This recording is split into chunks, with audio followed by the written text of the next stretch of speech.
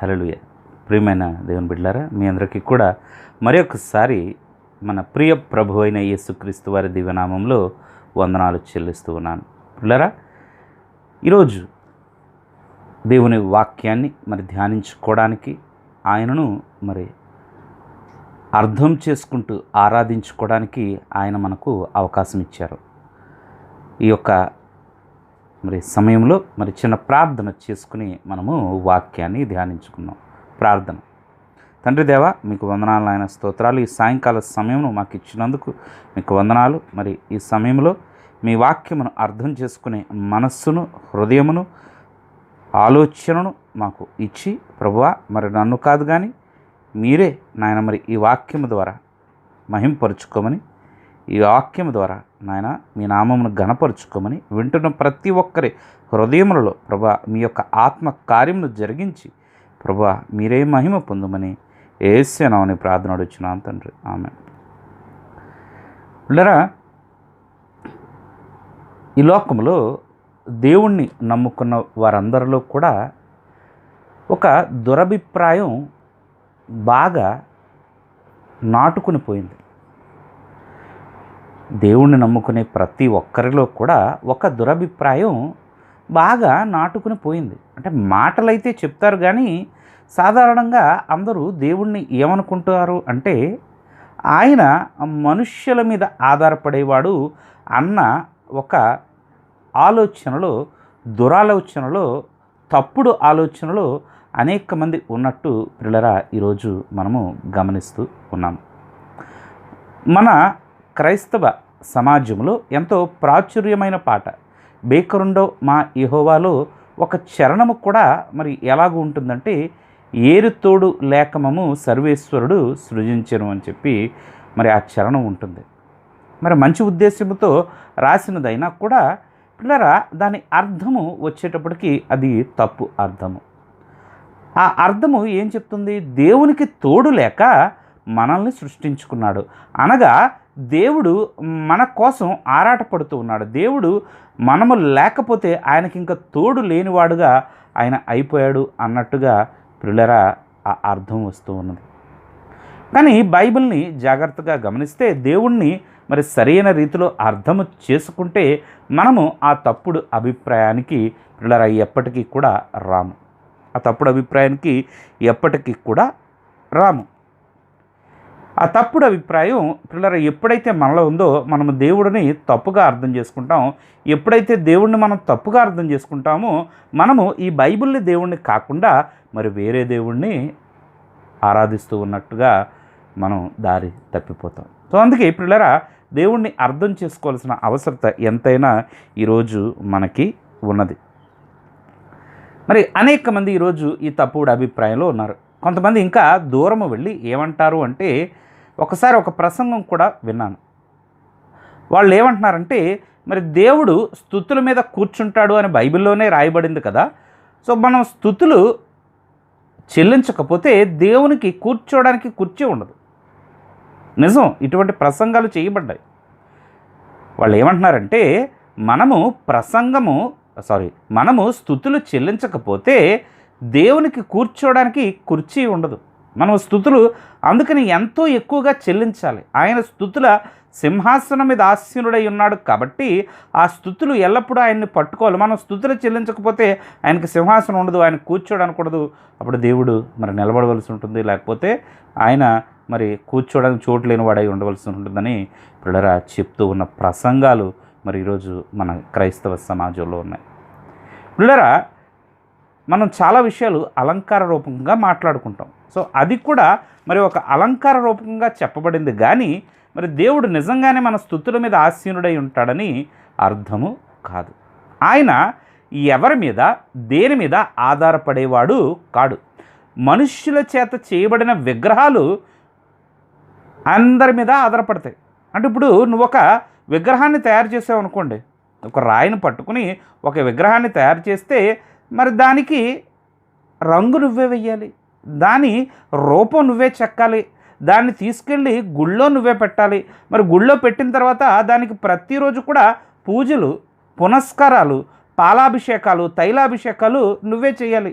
ఆ విగ్రహము మనుష్యుల మీద, మరి దానిని పూజించే వారి మీద, దాని భక్తుల మీద ఆధారపడి ఉంటుంది. కానీ నిజమైన దేవుడు ఎవరి మీద కూడా ఆధారపడి ఉండడు అని ఈరోజు పిల్లరా మనం తెలుసుకోవాలని నేను ఆశపడుచు ఉన్నాను. బైబిల్లో మనం కానీ చూసినట్లయితే కీర్తన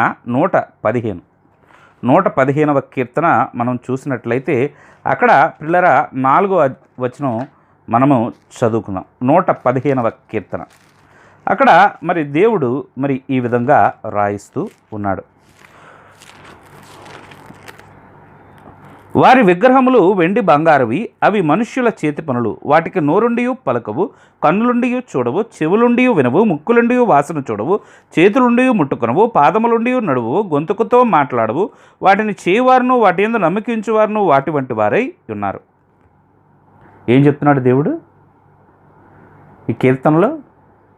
ఆ వెండి బంగారు విగ్రహములైనా కానీ, రాతితో చేయబడిన విగ్రహములైనా కానీ, కర్రతో చేయబడినవైనా కానీ, ఆ బొమ్మలన్నీ కూడా వాటికి అవయవాలన్నీ ఉన్నట్టుగా కనబడతాయి. కానీ అవి పలుకులేవు, మాట్లాడలేవు, చూడలేవు, వినలేవు, అవి కదలలేవు. కానీ పిల్లరా అవి అందువలన మరి మనుషుల మీద, మరి వాటిని పూజించే వారి మీద ఆధారపడి ఉంటాయేమో. కానీ నిజదేవుడు ఎప్పుడు కూడా ఆయన ఎవరి మీద ఆధారపడి ఉండేవాడు కాదు. ఈ విషయాన్ని మనం ఈరోజు అర్థం చేసుకోవాలని పిల్లరా నేను ఆశపడుచు ఉన్నాను. ఎందుకంటే ఈ విషయాన్ని మనం ఎప్పుడైతే అర్థము చేసుకుంటామో అప్పుడు మనము నిజమైన దేవుణ్ణి ఆరాధించే వారము అవుతాము. లేకపోతే మనము దేవుడు అనుకుని ఇంకొక విగ్రహాన్ని ఆరాధిస్తున్నామేమో కానీ నిజదేవుణ్ణి కాదు. నిజదేవుణ్ణి మనము వాక్య ప్రకారము, వాక్యపు వెలుగులో అర్థం చేసుకునే వారంగా ఉండాలి. సో ఈరోజు పిల్లరా మనము చూస్తున్న అంశము, దీన్ని మరి థియాలజికల్ లాంగ్వేజ్లో ఏమంటారంటే SIT of God, self sufficiency of God. ఆయన స్వయం సమృద్ధి కలిగిన వాడు. He self sufficient. ఆయనకి ఇంకెవరూ కూడా అక్కర్లేదు. దేవునికి ఎవరు కూడా అవసరము లేదు. ఏంటది? దేవునికి ఎవరూ కూడా అవసరం లేదు. ఈరోజు నువ్వు ఆదివారం చర్చికి వెళ్ళకపోతే ఆయనకి ఏమీ కాదు, ఆయనకు నువ్వు అవసరం లేదు. ఈరోజు ఈ నెలలో నువ్వు దశంభాగం ఇవ్వకపోతే ఆయనకి ఏమైపోదు, ఆయనకి తిండి లేకుండా పోదు. ఆయనకి నీ దశంభాగం అవసరం లేదు, ఆయనకి నీ భక్తి అవసరం లేదు, ఆయనకి నువ్వు అవసరం లేదు. ఆయన స్వయం సమృద్ధి కలిగినవాడు. పిల్లరా క్రైస్తవులుగా మనము, నిజమైన క్రైస్తవులు అందరము కూడా, నిజ క్రైస్తవులుగా మనమందరము కూడా త్రిత్వమైన దేవుణ్ణి నమ్ముచూ ఉన్నాము. దేవుడు త్రిత్వముగా బైబిల్లో తనను తాను బయలుపరుచుకుంటూ ఉన్నాడు. అనగా తండ్రి, కుమార, పరిశుద్ధాత్మునిగా ఆయన మనకు బయలుపరుచుకుంటూ ఉన్నాడు. అంటే ఆయనలో ఆయన ఒక్కడే, కానీ ముగ్గురు వ్యక్తులుగా ఉన్నాడు. ఆయన ఆ ముగ్గురు వ్యక్తుల ద్వారా ఆయన ప్రేమను తనలో తాను కలిగి ఉన్నాడు. దేవుడు ఒక్కడే అని మనం చెప్పుకుంటే, ఆయన ఒకే వ్యక్తి ఉంటే ఆయన ఎవరిని ప్రేమిస్తాడు? ప్రేమించడానికి మనకి ఎప్పుడైనా కూడా ఇంకొక వ్యక్తి, ఇంకొక పర్సనాలిటీ మనకి కావాలి. సో అందువలన మనం బైబిల్లో దేవుడిని చూస్తూ ఉన్నప్పుడు ఆ దేవుడు ప్రేమయ్య ఉన్నాడు అనగా ఆయన ముగ్గురుగా ఉన్నాడు కాబట్టి, ఆయన తండ్రి, కుమార, పరిశుద్ధాత్మునిగా ఉన్నాడు కాబట్టి ఆయన తనలో తాను మరి ఆ ప్రేమను కలిగి ఉన్నాడు. అందుకే బైబిల్ దేవుడు ప్రేమయ్య ఉన్నాడని చెప్తూ ఉంది. సో అదే సమయంలో ప్రియులరా ఆయన మరి సెల్ఫ్ సఫిషియెంట్గా ఉన్నాడు, స్వయం సమృద్ధి కలిగిన వాడుగా ఉన్నాడు. ఆయనకి ఎవరి అవసరత, దేని అవసరత ఎప్పుడు లేదు, ఇంకెప్పుడు కూడా కలుగుదు. Aseity of God. సో దీని నుంచి మనం నేర్చుకోవాల్సింది ఏమిటి అనంటే ఈరోజు మన పాఠము ఏమిటి అనంటే ప్రియులరా ఆయనకి నువ్వు అక్కర్లేదు. మరి మీ సేవకులు మీకు ఏం చెప్తున్నారో నాకు తెలియదు, కానీ మీరు గొప్ప గొప్ప ప్రసంగికుల పేర్లు కలిగిన ప్రసంగికుల ప్రసంగాల్లో ఏమంటున్నారో నాకు తెలియదు, కానీ బైబిల్ చెప్తుంది ఏమిటి అనంటే గాడ్ డజంట్ నీడ్ యూ. ఒకసారి అపోస్తుల కార్యములు 17వ అధ్యాయం 24-25 వచనాలు చూద్దాం. అపోస్తుల కార్యములు 17వ అధ్యాయం 24-25 వచనాలు. జగత్తును అందలి సమస్తమును నిర్మించిన దేవుడు తానే ఆకాశమునకును భూమికిని ప్రభువై ఉన్నందున హస్తకృతములైన ఆలయములలో నివసింపడు. ఆయన అందరికిని జీవమును ఊపిరిని సమస్తమును దయచేవాడు గనక తనకు ఏదైనాను కొదువయున్నట్టు మనుష్యుల చేతులతో సేవింపబడివాడు కాడు. ఏంటట? ఆయన అందరికిని జీవమును ఊపిరిని సమస్తమును దయచేవాడు గనక తనకు ఏదైనాను కొదువయున్నట్టు మనుష్యుల చేతులతో సేవింపబడివాడు కాడు.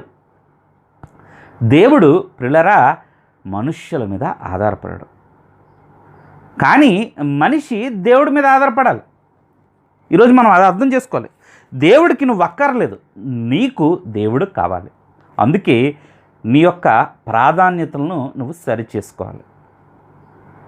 ఇప్పుడు ఎవరి అవసరం ఎవరికి ఉందో మరి ఆ అవసరం కలిగిన వాళ్ళు, ఆ అవసరం ఉన్న వాళ్ళని మరి వారికి నచ్చినట్టుగా ఉండడం సర్వసాధారణం కదా. ఆలోచించండి. ఇప్పుడు మన అవసరం అనుకోండి, ఎవరితోనైనా మనకు అవసరం పడింది, ఎమ్మెల్యే గారితో మనకు అవసరం పడింది అనుకోండి. ఎమ్మెల్యే గారి దగ్గరికి వెళ్ళాలి అంటే మరి మనకు అనుకూలమైన టైంలో ఎమ్మెల్యే గారి దగ్గరికి వెళ్తామా, ఎమ్మెల్యే గారికి అనుకూలమైన టైంలో మనం ఎమ్మెల్యే గారి దగ్గరికి వెళ్తామా? మన అవసరం కాబట్టి ఆయనకు అనుకూలమైన సమయంలోనే మనం ఆయన దగ్గరికి వెళ్తాం. అలాగే మరి ఆయన చెప్పినట్టు వింటామా, మనం చెప్పినట్టు ఆయన వినాలని చూస్తామా? ఆయన చెప్పినట్టే వింటాం. ఎందుకంటే అవసరం మనది కాబట్టి మరి మన అవసరం ఎంతైనా మరి తీర్చుకోవాలి కాబట్టి మనం ఆయన మాట వింటేనే మన అవసరం తీరుతుంది. ఒక ఎమ్మెల్యేకు ఆయన 5 సంవత్సరాలు ఉంటాడు, తర్వాత దిగిపోతాడు. కానీ ప్రియులారా దేవుడు సమస్తమును కూడా ఆయనే సృజించాడట. ఆయన అందరికీ జీవమును ఊపిరిని సమస్తమును దయచేస్తూ ఉన్నాడట. సో ఆయన అవసరము లేనివాడు ఎవడు? ఆయన అవసరము లేనివాడు ఎవడు? ఎవరైనా ఉన్నారా ఈ లోకములో? ఆయన అవసరత లేనివారు పిల్లరా ఎవరైనా ఉన్నారా? ఎవ్వరునూ లేరు. సో ఈరోజు పిల్లరా మొట్టమొదటిగా మనం అర్థం చేసుకోవాల్సిన విషయము, నువ్వు దేవుని మీద ఆధారపడి జీవించే వాడవు. You are entirely dependent upon God. ఆ విషయం నువ్వు అర్థం చేసుకోవాలి. అలాగే పిల్లరా మనము సాధారణంగా కూడా డిపెండెంట్ క్రీచర్స్. మానవుడు ఎప్పుడు కూడా డిపెండెంట్. మానవుడికి తను సర్వైవ్ అవ్వాలంటే ఎన్నో విషయాలు కలిసి రావాలి. ఇప్పుడు మానవుడు ఈ లోకంలోకి రావాలంటే తల్లిదండ్రుల మీద ఆధారపడాలి. తల్లిదండ్రులు లేకుండా నువ్వు నేను ఈ భూమి మీదకి రాం కదా. సో మానవుడు పుట్టుకకు తల్లిదండ్రుల మీద ఆధారపడుతూ ఉన్నాడు. అలాగే తిండికి మనం తిండి తినాలి అంటే ఎవరో రైతు పండించాలి, మరి ఇంకొక రైతు మరి కోళ్ళను పెంచాలి, ఇంకొక మరి గొర్రెల కాపరి ఆ గొర్రెలను పెంచాలి. ఇలాగ అనేక మంది వారి వారి పనులను మరి సరైన రీతిలో చేస్తే నీ నోటి దాకా నా నోటి దాకా ఆహారం వస్తుంది. ఆహారం కొరకు మనము ఇతరుల మీద ఆధారపడాలి. మన బట్టల కొరకు మనం ఇతరుల మీద ఆధారపడాలి. పిల్లరా మన ఆరోగ్యం బాగుండాలంటే మనము ఆ వైద్యుల మీద ఆధారపడాలి. మనము జీవించాలి అంటే ప్రతి దినము ఉదయము లేచిన దగ్గర నుంచి సాయంత్రము రాత్రి పడుకునే వరకు కూడా పిల్లరా మనము ప్రతి నిమిషము కూడా ఎవరో ఒక్కళ్ళ మీద ఆధారపడి జీవించే వాళ్ళము. We are dependent beings. మానవుడు మరి ఒక్కరి మీద ఆధారపడి జీవించేవాడు. ఆధారపడకుండా మానవుడు జీవించుట అసాధ్యం. మానవుడు ఎవరి మీద ఆధారపడకుండా సర్వైవ్ అవ్వలేడు.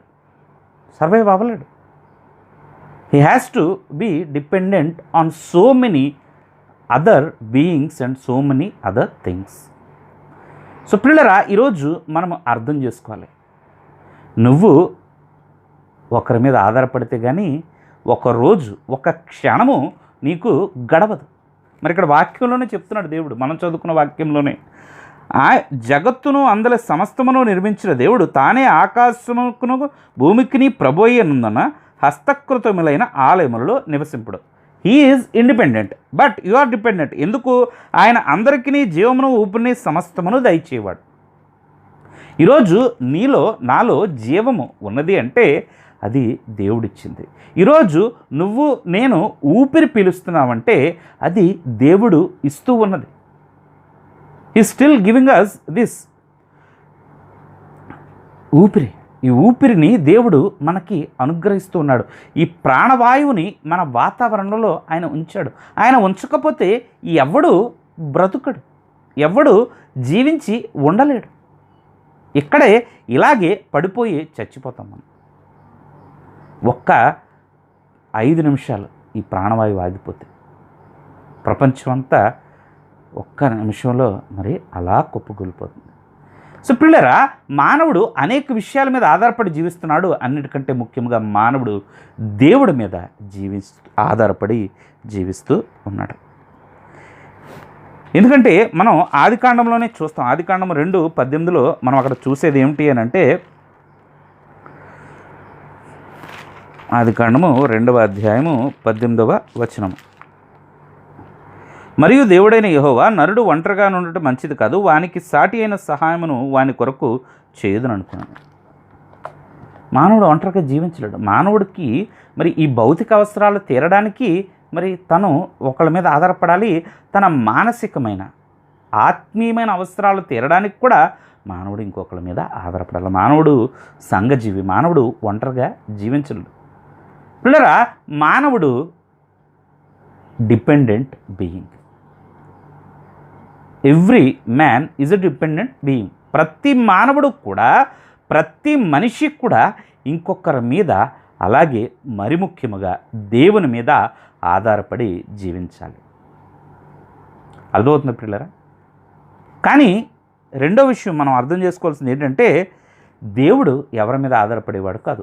God is independent.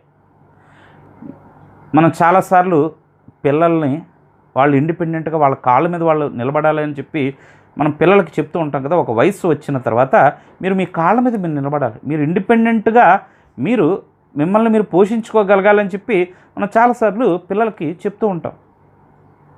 కానీ పిల్లరా, ఎవరు కూడా నిజముగా ఈ సెన్స్లో ఇండిపెండెంట్ కాదు. అందరూ కూడా ఇంకొకళ్ళ మీద, వేరే వారి మీద ఆధారపడి జీవించేవాళ్ళే.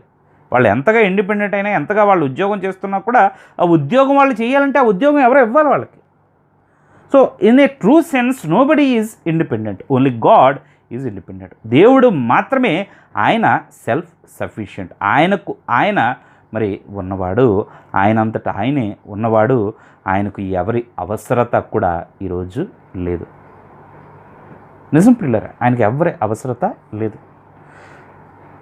ప్రధానమంత్రి ఉన్నారు, రాష్ట్రపతి ఉన్నారు, వాళ్ళకి ఎంతోమంది అవసరతలు ఉంటాయి. అంతమంది లేకపోతే వాళ్ళు ఆ రాజ్యాన్ని నడిపించలేరు. ఆ రాష్ట్రాన్ని, ఆ దేశాన్ని కూడా వాళ్ళు ముందుకు తీసుకుని వెళ్ళలేరు. ఎంతో ఆ యొక్క మరి ఆ ఉద్యోగులందరూ, ఆ ఎంపీలు, ఎమ్మెల్యేలు వాళ్ళందరూ కలిసి వారి మాట వింటే ఆ దేశం ముందుకు వెళుతుంది, ఆ రాష్ట్రం ముందుకు వెళుతుంది. కానీ దేవుడు ఆ విధంగా ఎవరి మీద ఆయన ఆధారపడేవాడు కాదు. Is independent. పిల్లరా, మరి మనం అర్థం చేసుకోవాల్సింది ఏంటంటే, మనము ఇప్పటి వరకు ఎలా భావిస్తూ ఉన్నామంటే, నేను చర్చికి వెళ్ళకపోతే ఆయనకి పాపం ఒక భక్తుడు తక్కువైపోతాడు, నేను చర్చికి వెళ్ళకపోతే మరి ఆయనకి చందా తక్కువైపోతుంది, నా అవసరం సంఘానికి చాలా ఉంది, నా అవసరం దేవునికి చాలా ఉంది, నేను అలాంటి మరి పాటలు పాడేవాళ్ళు లేకపోతే చర్చిలో పాటలు ఎవరు పాడతారు? ప్రియులరా అర్థం చేసుకోవాల్సింది ఏంటంటే, దేవునికి ఎవరి అవసరత కూడా లేదు. ఆయన సెల్ఫ్ సఫిషియెంట్ గాడ్. ఇక్కడ మనం చూస్తూ ఉన్నాం ఈ 25వ వచనంలో, ఆయన అందరికీ జీవమును ఊపిరిని సమస్తమును దయచేవాడు గనుక తనకు ఏదైనాను కొదువైనట్టు మనుష్యుల చేతులతో సేవింపబడువాడు కాడు. సో ఈరోజు నువ్వు దేవుణ్ణి ఎలా సేవించగలవు? ఒక విషయం, డబ్బులతో సేవించగలవు, లేకపోతే నీ యొక్క శక్తితో సేవించగలవు. కొంతమంది తీసుకొచ్చి దేవుణ్ణి సేవించగలవు, ఏదైనా పని చేసి దేవుణ్ణి సేవించగలవు కదా. డబ్బులు ఎవరిచ్చారు నీకు? ఉద్యోగం ఎవరిచ్చారు నీకు? ఆ ఉద్యోగం చేయడానికి శక్తి ఎవరిచ్చారు నీకు? ఇప్పుడు దేవుని కొరకు ఏదైనా చేస్తుంటే ఆ పని చేయడానికి శక్తి ఎవరిచ్చారు? ఒకవేళ దేవుని కోసం పాటలు పాడుతుంటే ఆ స్వరం నీకు ఎవరిచ్చారు? దేవుని కోసం వాయిద్యాలు వాయిస్తుంటే ఆ తలాంతు నీకు ఎవరిచ్చారు? సో పిల్లరా, మనం అర్థం చేసుకోవాల్సింది ఏంటంటే, మనము లేకపోతే దేవునికి గడదు అని కానీ మనం అనుకుంటే మనంత దౌర్భాగ్యులు, మనంత మూర్ఖులు ఇంకెవ్వరూ కూడా లేరు. మనం జీవించే కాలము ఈ యొక్క మొత్తం భూమి యొక్క ఆ కాలాన్ని గుని మనం గమనించినట్లయితే, లేకపోతే దేవుని యొక్క సృష్టి కాలాన్ని కానీ మనం గమనించినట్లయితే, మనం ఈ భూమి మీద బతికే సమయం చాలా తక్కువ. అందులో మనము ఆయన కొరకు పనిచేసే సమయం ఇంకా తక్కువ. సో ఈ రోజున నేను లేకపోతే దేవునికి గడదు అని ఎవరైనా అనుకుంటున్నారు అంటే వాళ్ళంతా మరి ఫూల్స్ ఇంకెవ్వరు కూడా లేరు. వాళ్ళు ఎంత గొప్పవాళ్ళైనా కానివ్వండి, వాళ్ళు పేరు మోసిన ప్రసంగికులు కానివ్వండి, మరి వారి సంఘాలకి వేలల్లో లక్షల్లో కోట్లలో జనాలు వెళ్ళనివ్వండి, వాళ్ళు లేకపోతే దేవుని పని ఆగిపోతుంది. దేవునికి ఎవరి అవసరత కూడా లేదు. యేసుప్రభుతో ఆ పరిసయ్యులు వాళ్ళు అంటూ ఉంటారు, అక్కడ బాబు వాళ్ళు నిన్ను పొగుడుతున్నారు, నిన్ను దేవుని కుమారుడు అంటున్నారు, దావీదు కుమారుడు అంటున్నారు, వాళ్ళని ఆపంటే ఆయన ఏమంటాడు, వాళ్ళు స్తుతించకపోతే రాళ్ళు స్తుతిస్తాయి. అర్థమవుతుంది ప్రియులారా? నువ్వు కాకపోతే దేవునికి బోళ్ళంతమంది కాకపోతే దేవునికి ప్రకృతి ఆయన్ని స్తుతిస్తుంది, గ్రహాలు ఆయన్ని స్తుతిస్తాయి, సూర్యచంద్ర నక్షత్రాలు ఆయన్ని కొలుస్తాయి. He doesn't need any one, he is self sufficient God. విగ్రహాలకు కావాలేమో, మరి మనం గోళ్ళ మీద తగిలించే పటాలకి కావాలేమో, కానీ దేవుడికి ఎవరి అవసరత కూడా లేదు. He is a self sufficient God. యోహాను 5:26, యోహాను సువార్త 5వ అధ్యాయం 26వ వచనం,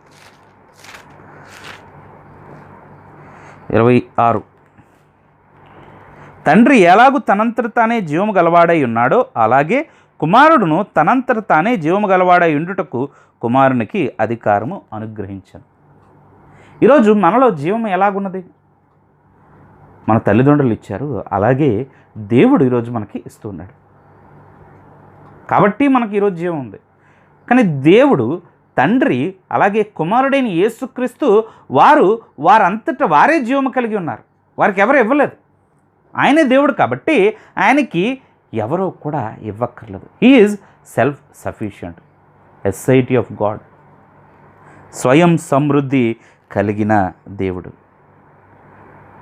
అర్థమైందా పిల్లరా? అర్థమైందా?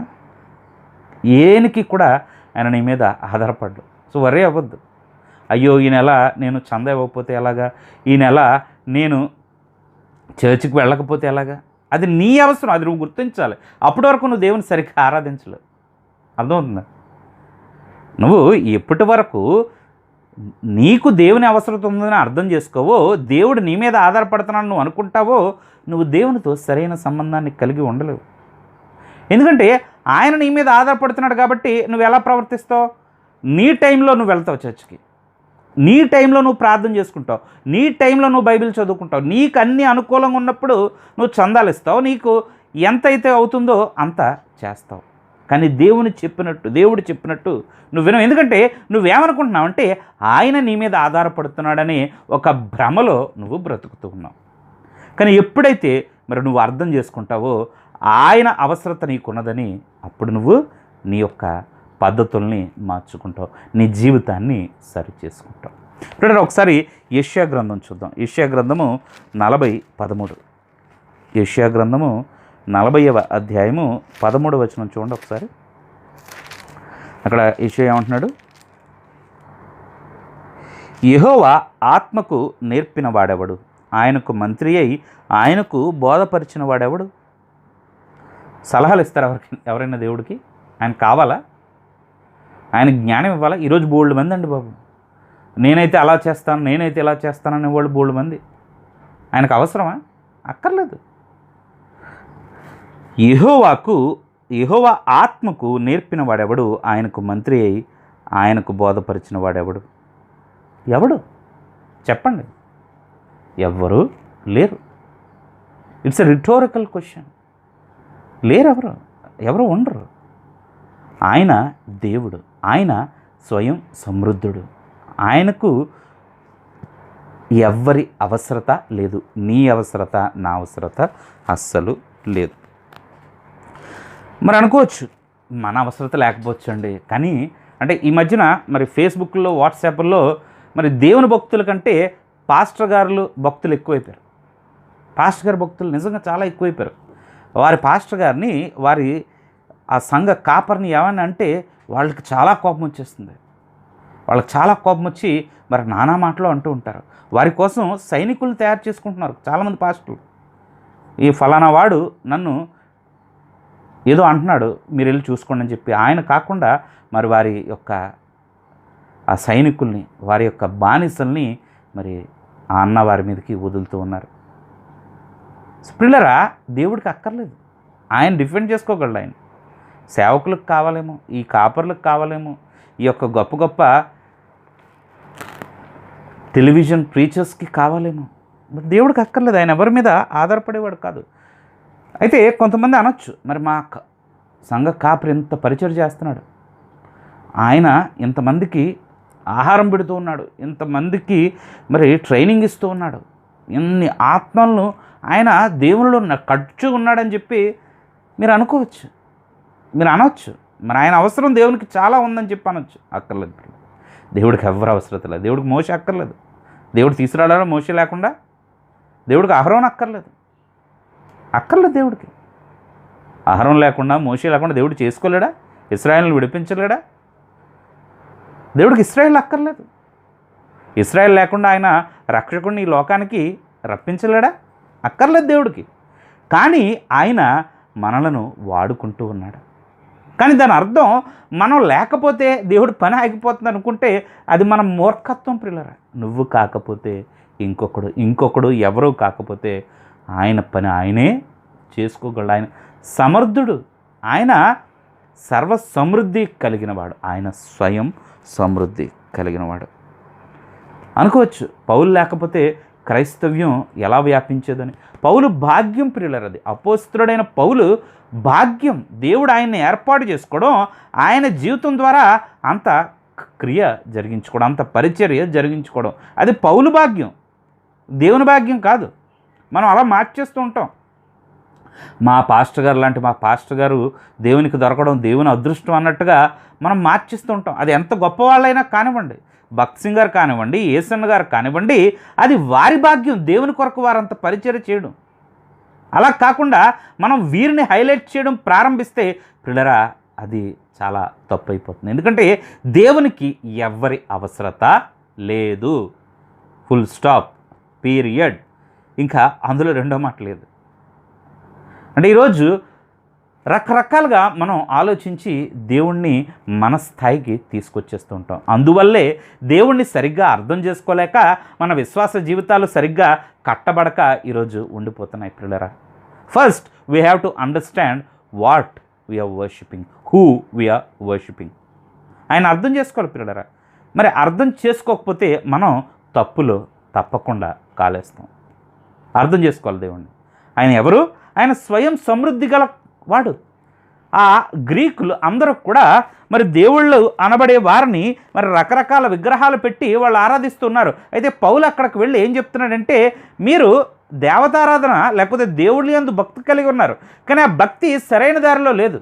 మీరు ఏమనుకుంటున్నారంటే మరి అన్నిటినీ కూడా విగ్రహాల కింద చేసి, ఓ వర్షాన్ని ఒక విగ్రహం, పంట ఒక విగ్రహం, ఆరోగ్యం ఒక విగ్రహం, ప్రేమ ఒక విగ్రహం, ఇలా రకరకాల దేవుళ్లను రకరకాల విషయాలకు మీరు పెట్టుకుని వాళ్ళందరినీ ఆరాధిస్తున్నారు. కానీ నిజమైన దేవుడు అన్నీ ఆయనే చేశాడు కాబట్టి ఆయనకి ఎవరి అవసరత లేదు. ఆయన మనుష్యుల చేత ఇటు రీతిగా సేవింపబడేవాడు కాడు.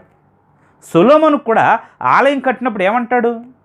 దేవా, ఈ ఆలయం నీకే పాటిది, నువ్వు అన్నీ సృష్టించావు, నువ్వు ఈ ఆలయంలో నివసిస్తావా? అది సాధ్యమా?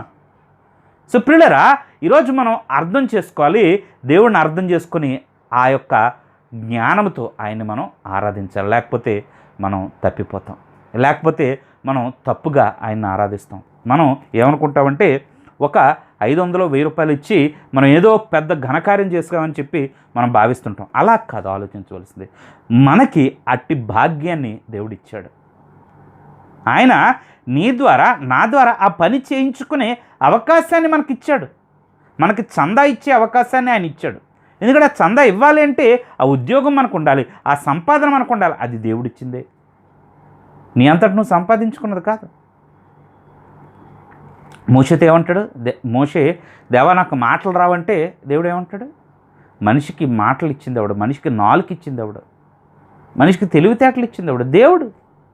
సో ఈరోజు ప్రియులారా, ఆయన నీకు ఇవ్వకపోతే నీదంటూ నీ దగ్గర ఏమీ లేదు, చివరికి నీ ఊపిరితో సహా. సో ఎవరి మీద ఆధారపడుతూ ఉన్నారు? నువ్వు దేవుని మీద ఆధారపడుతూ ఉన్నావు. పౌలైనా, నేనైనా, నువ్వైనా అందరూ కూడా ప్రియులారా దేవుని మీద ఆధారపడవలసిన వారమే. ఆయన మాత్రమే స్వయం సమృద్ధి కలిగిన వాడుగా మనము చూస్తూ ఉన్నాం. ఆయనకి ఏ అవసరం కూడా లేదు ఈరోజు. అది ఫస్ట్ నువ్వు అర్థం చేసుకోవాలి. నీతో కానీ, నాతో కానీ, మరి ఎవరితో కానీ దేవునికి ఏ అవసరత కూడా లేదు. మరి ఇప్పుడు మనకు రావలసిన మొట్టమొదటి సందేహం ఏంటంటే, మరి ఆయన నన్ను ఎందుకు ప్రేమిస్తున్నాడు? దేవుడికి మన అవసరత లేదు ప్రియులారా. నీ అవసరత, ఎవరి అవసరత లేదు. మరి అటువంటి దేవుడు నిన్ను నన్ను ఎందుకు రక్షిస్తున్నాడు? ఆయన ఏ అవసరత లేని నీ కోసం, నా కోసం ఈ లోకానికి ఎందుకు వచ్చాడు? ఈ లోకానికి వచ్చి మరి కష్టాలు ఎందుకు పడ్డాడు? మనుషులతో మరి దెబ్బలు ఎందుకు తిన్నాడు? ఉమ్మెందుకు ఊహించుకున్నాడు? ముళ్ళ కిరీటం ఎందుకు పెట్టించుకున్నాడు? చేతులలో కాళ్ళలో మేకులు ఎందుకు కొట్టించుకున్నాడు? మరి తన ప్రాణంలో చివరి రక్తపు బొట్టు వరకు మన కోసం ఎందుకు కార్చాడు? అర్థం చేసుకుంటున్నారా? He doesn't need any one of us, but still he put his life for us. ఆయన ఏం చేశాడు? మన కొరకు తన ప్రాణాన్ని పెట్టాడు. ఏ అవసరం లేదు ఆయనకి.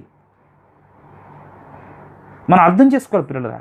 దేవుణ్ణి అర్థం చేసుకుంటేనే మనం ఆయన్ని సరైన రీతిలో ఆరాధించగలం, ఆయనకు అసలైన విధేయతను చూపించగలం. మన విధేయత ఎలాంటి విధేయత? చాలాసార్లు నేను ఈ పని చేస్తే దేవుడు నాకు ఏదో ఇస్తాడు, నేను 100 ఇస్తే నాకు 1000 ఇస్తాడు, నేను 1000 ఇస్తే నాకు 1,00,000 ఇస్తాడు, నేను 1,00,000 ఇస్తే నాకు 1,00,00,000 ఇస్తాడు, అందుకు నేను ఇస్తున్నాను దేవునికి. చాలాసార్లు ఇదే కదా చేస్తాం. నేను సంఘానికి వస్తే నేను ఉద్యోగం ఇస్తాడు, ఉద్యోగం ఇచ్చిన తర్వాత మరలా నేను సంఘానికి రాను, ఎందుకంటే ఉద్యోగం వచ్చింది కదా, నాకు నా పని అయిపోయింది కదా. మనము అవసరం కోసం దేవుని దగ్గరికి వస్తూ ఉంటాం, అవసరం తీరిపోగానే ఆయన దగ్గరికి రావడం మానేస్తూ ఉంటాం. అది కాదు పిల్లరా నిజమైన ఆరాధన దేవునికి. ఎటువంటి అవసరత లేని నిన్ను నన్ను ఆయన ప్రేమిస్తూ ఉన్నాడు. మన గొప్ప దేవుడు, మన గొప్ప దేవుడు పిల్లలు. మోడర్న్ యుగం రాకముందు, అంటే ఒక 100-200 సంవత్సరాల క్రితం దేవుళ్ళు అనబడేవారు ఎలా ఉండేవారు? వాళ్ళ గుడికి వచ్చి పూజలు చేయకపోతే ఆ ఊరికి వరదలు వచ్చేస్తూ ఉండేయట, అలా భయపడేవారు. మరి వారు ఆ గుడికి సరిగ్గా పూజలు చేయకపోతే ఆ ఊళ్ళో వర్షాలు పడేవి కాదట. అటువంటి దేవుళ్ళని మనుషులు ఆరాధిస్తూ ఉన్నారు ఇంతకాలము, ఇప్పటికీ ఆరాధిస్తూ ఉన్నారు అనేక చోట్ల. పిల్లరా అర్థం చేసుకుంటున్నారా? మన దేవుడు ఎంత గొప్ప దేవుడు, నిజదేవుడు, సత్యదేవుడు, సజీవుడైన దేవుడు.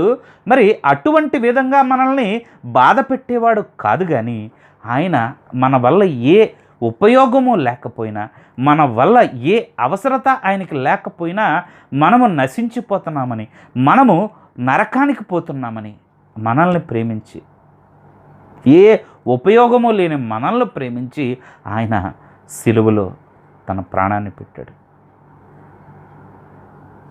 అర్థమవుతుందా మీకు? మన అవసరం ఆయనకి లేదు, ఆయన అవసరం మనకుంది. మరి ఎవరు పెట్టాలి ప్రాణం? మనం కదా పెట్టాలి. కానీ ఆయన ఏం చేస్తున్నాడు? ఆయన వచ్చి నీ కోసం నా కోసం ప్రాణాన్ని పెడుతూ ఉన్నాడు. అయినా కూడా పిల్లరా మనం ఇంకా ఆయన్ని ప్రేమించలేకపోతూ ఉన్నాం. ఆయనంతటా ఆయన ఏ అవసరత లేని మనలను పిల్లరా, ఏ అవసరం లేకుండా మనలను ఆయన ప్రేమించి తన ప్రాణాన్ని పెడుతూ ఉంటే, మనమేమో మన సమయాన్ని ఆయనకి ఇవ్వలేకపోతున్నాం, మన శక్తిని ఆయన ఇవ్వలేకపోతున్నాం, మన తలాంతుల్ని ఆయనకి ఇవ్వలేకపోతూ ఉన్నాం. ఎంత దౌర్భాగ్యులు మనం, ఎంత దౌర్భాగ్యులు. పిల్లరా ఈరోజు ఆయన్ని అర్థం చేసుకుందాం, అర్థం చేసుకుని ఆయన్ను ఆరాధిద్దాం. ఒకసారి చదువుకుందాం యోహాను సువార్త 3:16, మనకందరికీ బాగా కంఠస్థం వచ్చిన వచనం. దేవుడు లోకమును ఎంతో ప్రేమించెను కాగా ఆయన తన అద్వితీయ కుమారునిగా పుట్టిన వాని విశ్వాసముంచు ప్రతి వాడును నశింపక నిత్యజీవం పొందినట్లు ఆయనను అనుగ్రహించాను. అంత ప్రేమించాడు దేవుడు. యేసుక్రీస్తు ఈ లోకానికి వచ్చి తన ప్రాణాన్ని పెట్టేంతగా దేవుడు నిన్ను నన్ను ప్రేమిస్తున్నాడు, ఈ లోకాన్ని ప్రేమిస్తున్నాడు, అందులో ఉన్న మనుష్యుల్ని ఆయన ప్రేమిస్తూ ఉన్నాడు. బట్ నువ్వేం చేస్తున్నావు ఈరోజు? ఆయనకి ఇవ్వాల్సిన సమయాన్ని ఆయనకి ఇస్తూ ఉన్నావా? ఆయనకి ఇవ్వాల్సిన మరి కానుకల్ని ఆయనకి ఇస్తూ ఉన్నావా? ఆయనకి ఇవ్వాల్సిన మరి ఆ యొక్క విధేయతను ఆయనకి ఇస్తూ ఉన్నావా? ఏం చేస్తున్నావు? ఒకసారి ఆలోచించుకోవాలని మిమ్మల్ని నేను కోరుచూ ఉన్నాను. నీ యొక్క ఆరోగ్యం కోసం, నీ యొక్క ధనము కోసము, నీ యొక్క కుటుంబము కోసము, నీ యొక్క ఉద్యోగము కోసము, నీ యొక్క ప్రతి పరిస్థితి కోసము నువ్వు ఈరోజు దేవుడి మీద ఆధారపడుతూ ఉన్నావు.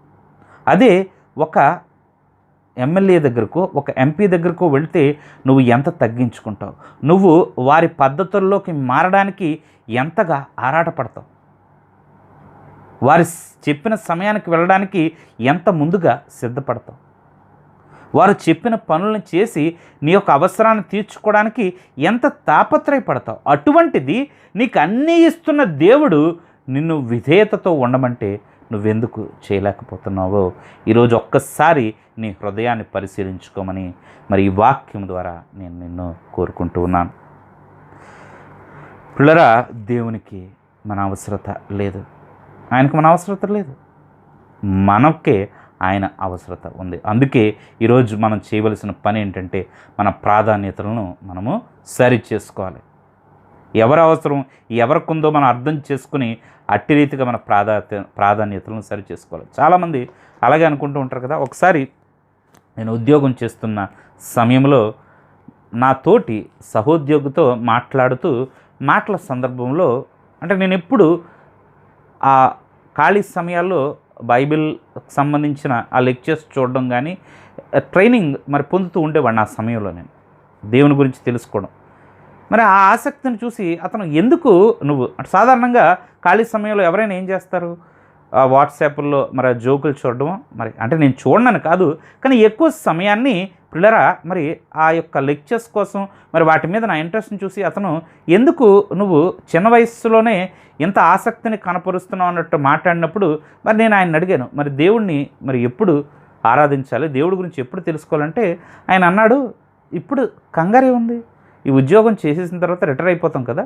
రిటైర్ అయిపోయిన తర్వాత ఏం పని ఉంది మనకి, దేవుని గురించి ఆలోచించుకోవచ్చు. అంటే ఆయన క్రైస్తవుడు కాదు, మరి అన్యమతస్థుడు, కానీ ఆయన ఉద్దేశం ఏమిటంటే దేవుడి దగ్గరికి వెళ్ళడానికి ఇప్పుడు కంగారే ఉంది, అప్పుడు చూసుకోవచ్చు రిటైర్ అయిన తర్వాత.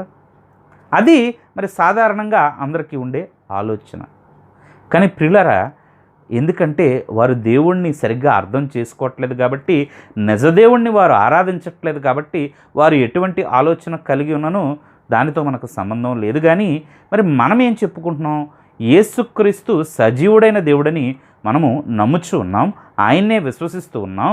మరి అలాగూ విశ్వసించినప్పుడు మరి ఆయన మన మీద ఆధారపడేవాడు కాదని, మనము ఆయన మీద మరి మన ఈ లోక సంబంధమైన జీవితం కొరకు అలాగే ఆత్మ సంబంధమైన జీవితం కొరకు కూడా ఆధారపడుచు ఉన్నామని ఎరిగి మరి మన జీవితాలను కట్టుకోవాలని ఈరోజు మీకు తెలియజేస్తూ ఉన్నాను.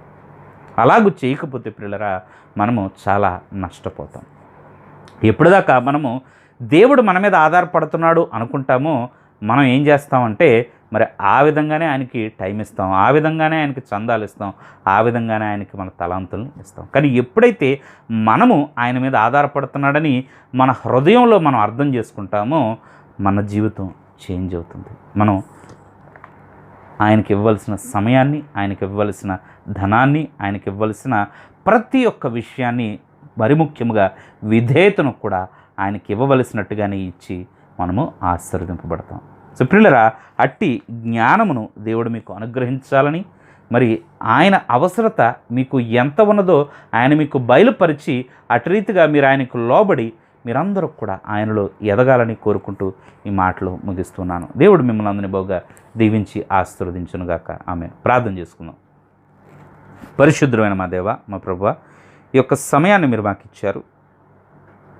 ఈ యొక్క ప్రసంగంలో మరి అందరం కూడా మరి మీ గురించి తెలుసుకునే అవకాశాన్ని మీరు మాకు ఇచ్చారు దేవా. మీరు మనుష్యుల మీద ఆధారపడేవారు కాదని, మీరు వస్తువుల మీద ఆధారపడేవారు కాదని, మీరు ఎవరి మీద దేని మీద ఆధారపడేవారు కాదని ఈరోజు మాకు బోధించారు. కానీ ప్రభువా, మేము అలాగూ కాదు, కానీ ప్రతి విషయం కొరకు మీ మీద ఆధారపడుతున్నాం. చివరికి ఇప్పుడు నేను పీల్చుకుంటున్న ఊపిరి కొరకు కూడా నేను మీ మీద ఆధారపడుతూ ఉన్నాను. మరి అట్టిది నాయన, మేము ఎందుకనో మీ మాట వినలేకపోతూ ఉన్నాం, ఎందుకనో మీకు విధేయత చూపించలేకపోతూ ఉన్నాం, ఎందుకనో సంగమునకు సమయముకు రాలేకపోతూ ఉన్నాం, ఎందుకనో మరి మా యొక్క తలాంతులను మీ కొరకు వెచ్చించలేకపోతూ ఉన్నాం, ఎందుకనో ప్రభువా మరి రక్షణలో ఎదగలేకపోతూ ఉన్నాం. మమ్మల్ని క్షమించి ప్రభువా, మరి మీకు ఇవ్వాల్సిన స్థానము మీకు ఇచ్చి మేము ఆశీర్వదింపబడడానికి నాయన, మీ యొక్క సంఘము వృద్ధి చెందడానికి, మా ఆత్మీయ జీవితము వృద్ధి చెందడానికి మీరే